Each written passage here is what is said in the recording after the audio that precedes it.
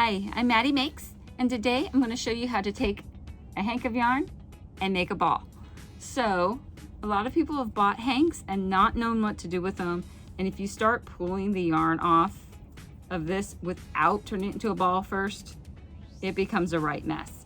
Now, this is yarn that I made in the last video. It is, I'm just going to call it the perfect sock yarn because I'm just in love with it right here. It is pretty much a third Shetland, a third mohair, and a third alpaca. About a third. So what we're going to do with this hank, simple and easy, we're going to put it over a Swift. Now if you don't have a Swift, you can use the backs of 2 chairs. That works really well. Or anything that you can really get it around. If you have a spouse or a child that will sit there like this for a while, that's pretty good too. But right now I have it on here. I hope you saw me put it on. Okay, let me show you one more time. I'm going to raise it up. There's also Swifts that are wood that have pegs. They work a little differently. We're going to slide it in, work it around. This one's a little fiddly because it's so light.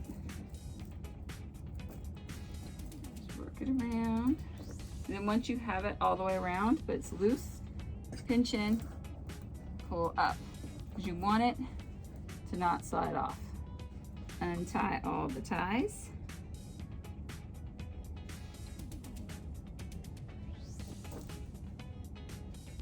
Now the cotton ones are going to be easy, but the wool self ties, not so much. So just untie them and pull them out. I reuse these, so if you spin yourself, the cotton ones you can easily reuse. I think these came from skeins from Darn Good Yarn or something, or an indie dyer.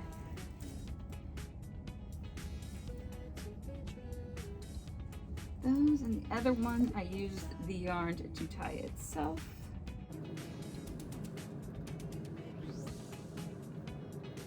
And I think they have felted a little bit, so just give me a minute to get them undone. And you want to make sure if it's a self tie that you put the yarn back in its natural position, whether it was in the front or the back. And this one is running a little twisted. So it'll be fine, but if it's twisting around,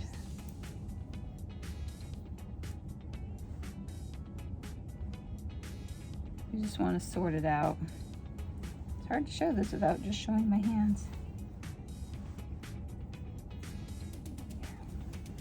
There's that.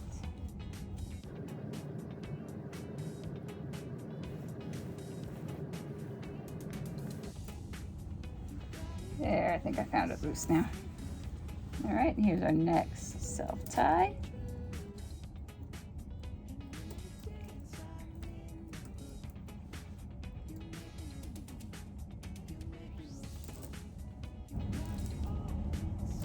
Sometimes I have to get a needle out to find the different lines.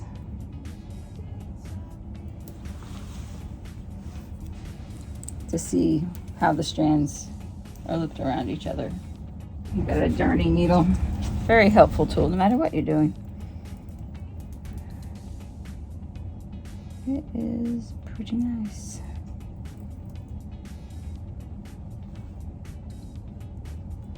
I knew I did a couple half hitches on this, so I just have to remove those.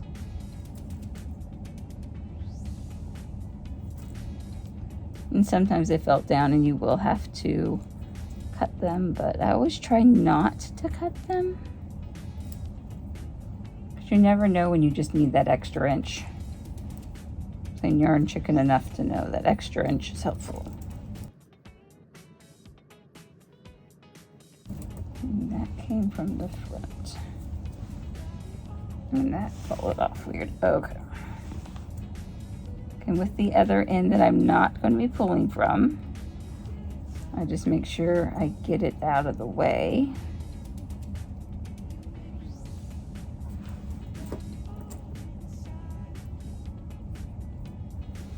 I'm just gonna pull it back here. Make sure it's not so twisted. The other ones, and I just make a little half hitch right back there. Back in here, you can't see that. Tied it off back in there so it won't get caught in anything else. Alrighty, now we're just gonna pull. Should just pull off fairly evenly and easily. Now I have a bobbin winder over here. Hopefully I have the crank back here. That's the part you really need to know about over here. Everyone knows how to pull a crank. Go from underneath, wrap around so it's through both the loops. Now this has 2 little notches in it. Pull it through and snuzzle it into the notch, making sure you have a couple inches here. Because that's, well, when I do socks, I do 2 at a time.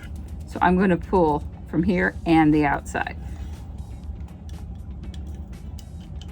And then I just slowly do the crank, trying to keep the tail kind of out of the way.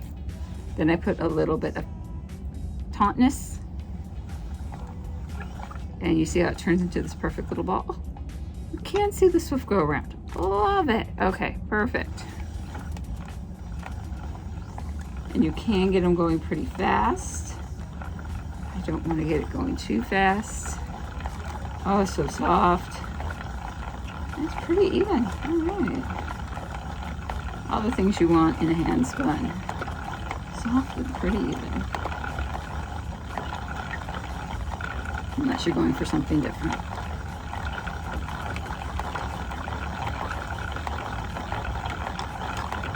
And I've hand wound a lot of balls. I even have a noscopine around here, so you can do an inside pull ball by hand with the noscopine, which is basically the fatty wool dowel with a tapered shape. I don't know where it is. I will do a video just with it. So you can go old school, put it on a chair, or have someone else hold it and just use an old wooden tool and not do these ball winders. But ball winders aren't too expensive. I think I spent 20 bucks on this one, and it's from Knit Picks. I was at a fiber festival and they had a whole wall of them, so I'm like, sure.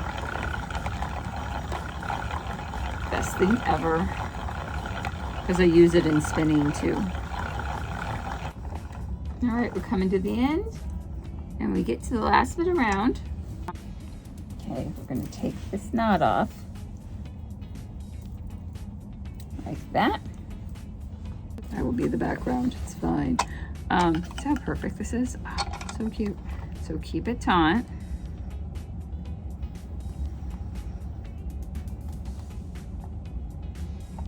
Yeah, I didn't think this end would be that usable. Oh well.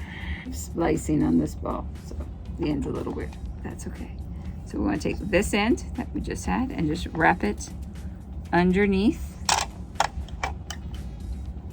a few of the side wraps to hold it. And when we take it off, this part's kind of important, because if you just pulled off, your end is going to suck inside. So when you take it off, slide your finger under the wrap loop. That's your end. Hold it up, and then when you squish the inside, you have a center pull all ready to go. All right, there you are. You made a ball out of that hank of yarn, and you're ready to go knit. I'm gonna go knit some socks. See you on the next one. Clips up.